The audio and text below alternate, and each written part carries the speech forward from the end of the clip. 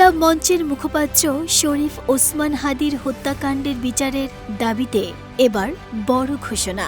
দ্রুত হত্যাকারীদের শনাক্ত ও গ্রেফতারে সহায়ক তথ্য দিতে ৫৫ লাখ টাকা পুরস্কার ঘোষণা করেছে যুক্তরাষ্ট্রভিত্তিক সংগঠন সিক্স ফর জাস্টিস SFJ।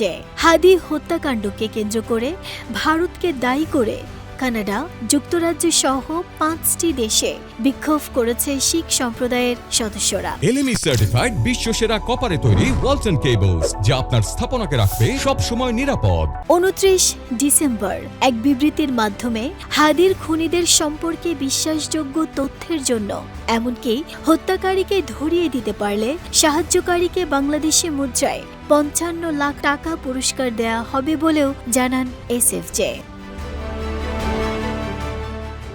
SFJ'র মুখপাত্র জেনারেল কাউন্সিল গুরুপতবন্ত সিং পান্নন এ হত্যাকাণ্ডটিকে অত্যন্ত নিন্দনীয়, পরিকল্পিত ও ন্যাক্কারজনক আখ্যা দিয়ে এক বিবৃতিতে বলেছেন, হাদি হত্যাকাণ্ডের পরপরই ঘাতকরা সীমান্ত পেরিয়ে ভারতে চলে যায়। শুধু তাই নয়, ওসমান হাদির হত্যাকাণ্ডে ভারতের মোদী সরকারের সম্পৃক্ততা রয়েছে।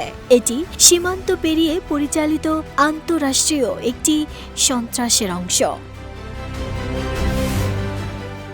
এদিকে বাংলাদেশের বিভিন্ন রাজনৈতিক সংগঠনও দাবি করছে যে হাদিকে গুলি করে হত্যার পর ঘাতক চক্র সীমান্ত পেরিয়ে ভারতে আশ্রয় নিয়েছেন। এরপরে SFJ এই বড় অঙ্কের টাকা পুরস্কারের ঘোষণা দেয়।